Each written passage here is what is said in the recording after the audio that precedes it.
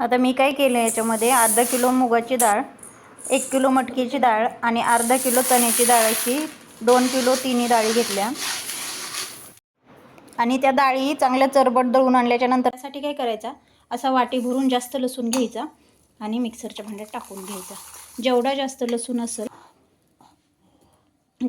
लसूण असेल तेवढा खमंग लागतो. आणि त्याच्यात असेच वाटी भरून जिरे घ्यायचे जास्त.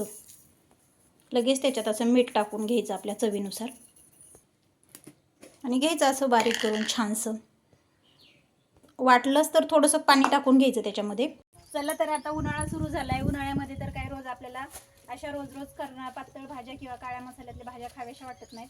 तर त्यासाठी आता आपण डाळीच्या अशी आमच्या भागात सांडगी किंवा वड्या म्हणतो, उन्हाळवड्या, तर त्या आता आपण करून घेणार आहोत. आता आंब्याचाही सीझन सुरू होतोय, तर आंब्याच्या सीझनमध्ये आपण आंब्याचा रस पोळी किंवा चपातीसोबत ते आपण वड्या करून घेतो खायला. खेडेगावामध्ये वड्याची भाजी आणि रस हा पॅटर्न खूप चालतो.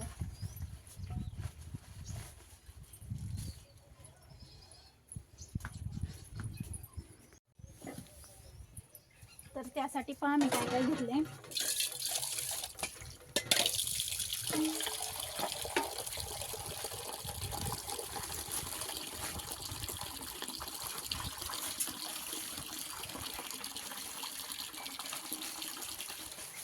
खूप चरबट असं हाताला लागल एवढं डाळीचं पीठ दळून घ्यायचं आहे. असं बारीक खूप दळायचं नाही आहे. जर आपण डाळीचं पीठ बारीक खूप दळलं तर त्याचं वड्याही निब्बर येतात आणि शिजतानाही भाजीमध्ये शिजत नाहीत. म्हणून मी खूप चरबट असं पीठ दळून आणलेलं आहे.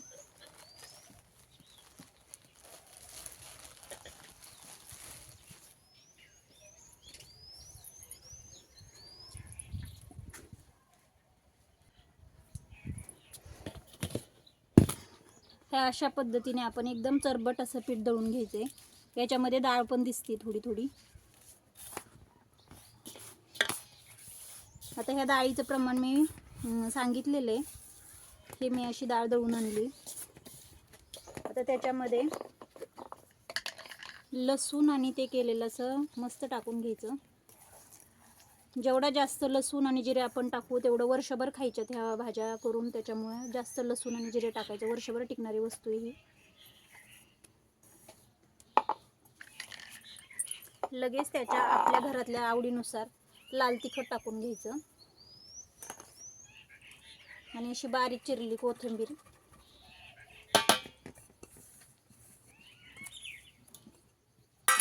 आणि त्याच्यामध्ये थोडीशी हळद टाकून घ्यायची.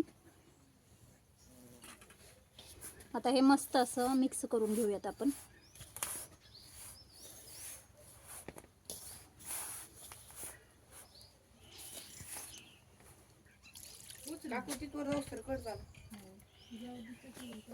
कुणाच आहे बघ, नाही तर आता घ्यायचं असं हे पीठ मळून छान असं. म्हणजे बाहेर याला काय करायचं, थोडं फोडायचं दवतायला का. ते काय तिथं पट्टी आहे ना, ते पट्टी जायची जोडून. जा नका, काय नाही त्याचं एवढं. काकू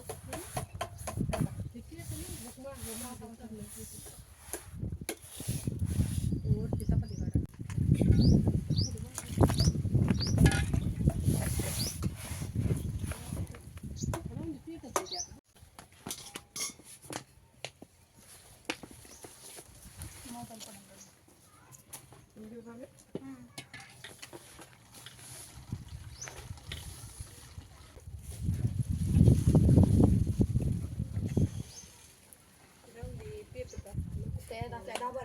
तरी बसू द्या. गाव जेवण घालायची काय हाय एवढं जेवण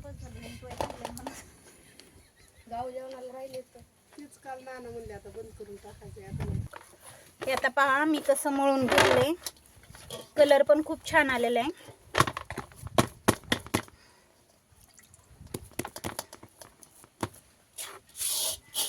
एक 5-10 मिनिटासाठी आता आपण असंच ठेवणार आहोत भिजण्यासाठी.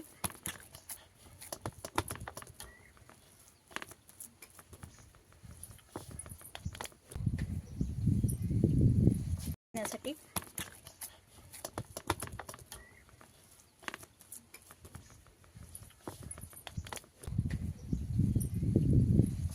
चला आता मी ह्या अशी ओढणी ओली करून घेतलेली आहे. आता हे लोणं पण अशी ओढून घेऊ.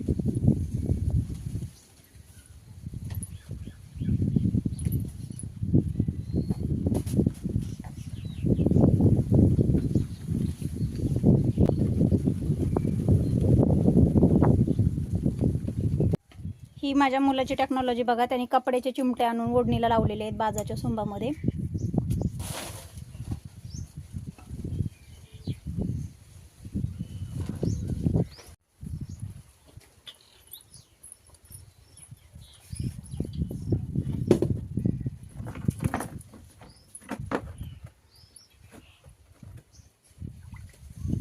आता हे पीठ भिजलंय चांगलं.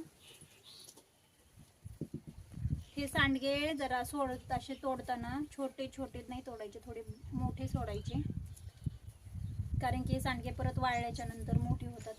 नाही बाई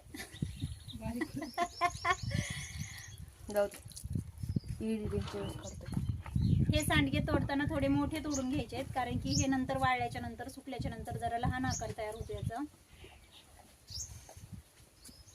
याला त्रिकोण, षटकोन, चौकोन असे वेगवेगळे आकार येतात तोडल्यामुळे.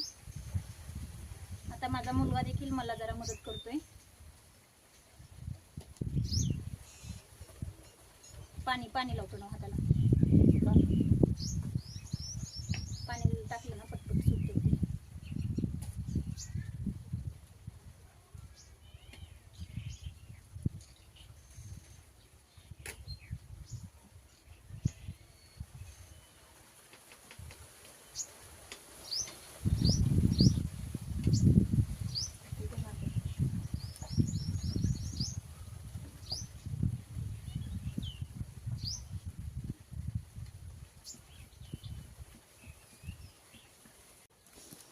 माणूस शिकत आहे आई, फर्स्ट टाइम आहे, ऍडजस्ट करायचं आहे थोडस.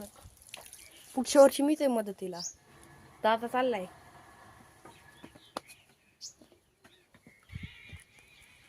हे असं पीठ धरायचं आणि ह्या 4 बोटांच्या अंगठ्याच्या ह्याच्यामधून अशा प्रकारे ह्या सांडगे तोडून घ्यायचे. आमच्या भागात याला सांडगे म्हणतात, तर तुमच्या भागात काय म्हणतात मला हे नक्की सांगा कमेंटमध्ये. आणि आपल्या संकल्प सिद्धी टिफिन सर्व्हिस चॅनल आणि वेगवेगळ्या रेसिपीला आपल्या शेअर, सबस्क्राईब आणि लाईक जरूर करा. आणि ह्या माझ्या रेसिपींचं ट्राय नक्की करा, सर्वांनाच आवडतील ह्या रेसिपी.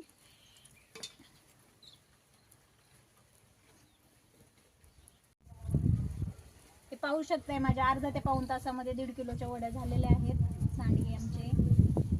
आणि आता मी याची भाजीची रेसिपी एका व्हिडिओमध्ये नक्की दाखवून, तुम्ही नक्की पहा. व्हिडिओला लाईक, शेअर आणि सबस्क्राईब करा. खेडेगावात ही रेसिपी खूप चालते. खेडेगावातल्या लोकांना आंब्याच्या रसासोबत ह्या सांडग्याची भाजी खातात आणि आमच्याही कुटुंबात खूप आवडते सर्वांनाच.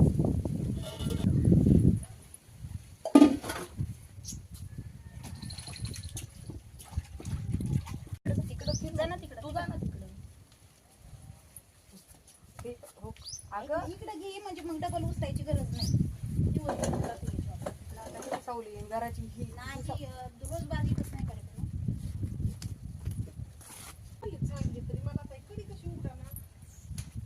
काकू जाळी 2 हात घालायचं जाळीतून.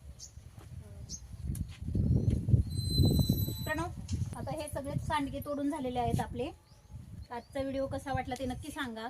आणि आपल्या चॅनलला शेअर, सबस्क्राईब, लाईक जरूर करा. आणि तुमच्या भागामध्ये या वड्यांना काय म्हणतात ते सांगा. आमच्या भागात याला सांडगे म्हणतात.